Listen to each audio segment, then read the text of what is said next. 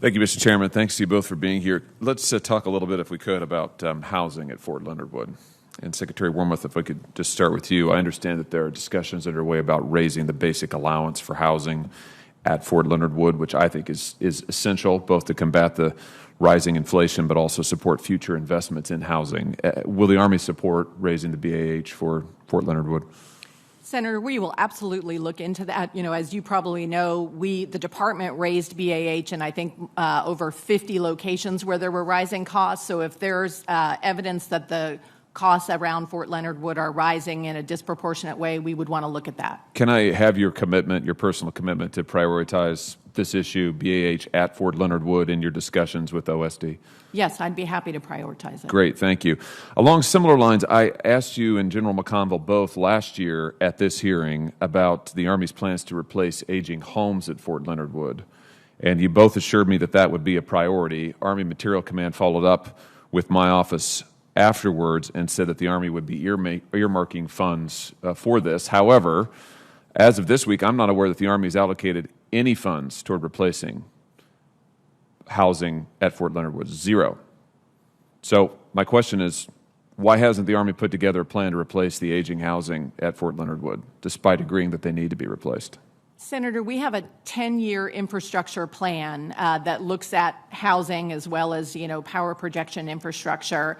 It would surprise me if in that 10-year plan there was not investment set aside for Fort Leonard Wood. So let me take that and get back to you and find out exactly where in our plan, what year we're looking at trying to deal with the housing there. Well, let me tell you what I was told. I was told last year there were $341 million that were going to be allocated towards replacing housing. Then I was told later only $50 million would be available to Fort Leonard Wood. And then I was told after that it would be zero. So you can imagine, I'm not very happy about it.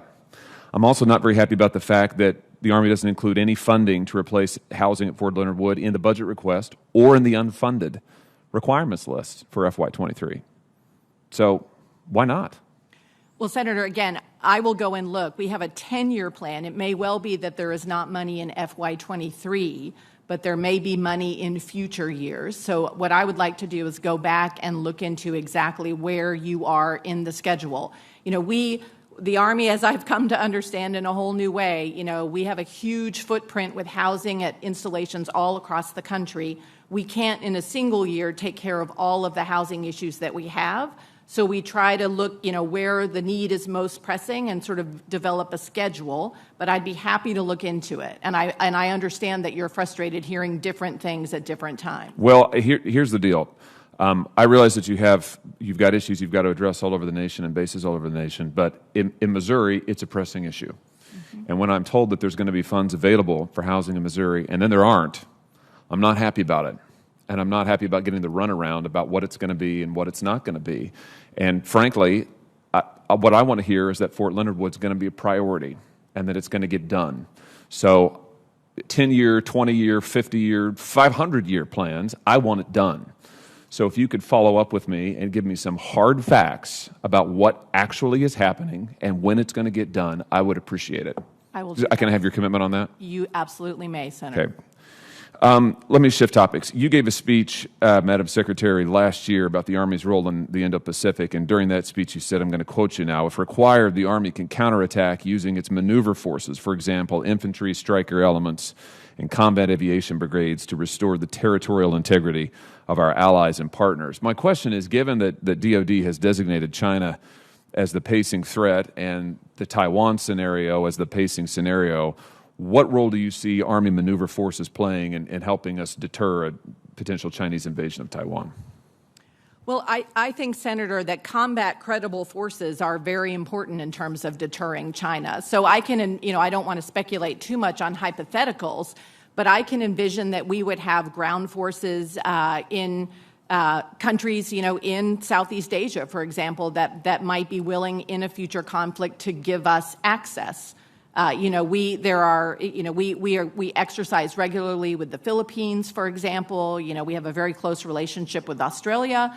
So I can envision situations where ground forces could be very helpful. Good. That's helpful. General, can I just ask you, and my last question here, do you think that we should maintain the ability to put Army forces on Taiwan in the event of a crisis so the President has an option if necessary, to deter or defeat a fait accompli. Yeah, I believe we should provide multiple options to the chain of command, and we should not be a one-option commander. And, you know, we've got great sea forces, we've got great air forces, we've got great ground forces, and what we want to do is provide multiple options, and I think our modernization priorities do that. With long-range precision fires, we can, you know, sink ships. But at the end of the day, you know, someone on the ground is going to have to be there, you know, whether it's our allies and partners. But the thing we also found out with Ukraine is we put soldiers into the Baltics, and we put soldiers in place. Having American soldiers on the ground reinforce our allies and partners, and quite frankly, it reinforces their will to defend their country, and I think we should have that option for the National Command Authority. Thank you both, and thank you especially, Madam Secretary, for your help on the housing issue. Thank you, Mr. Chairman. Thank you, Senator Hawley.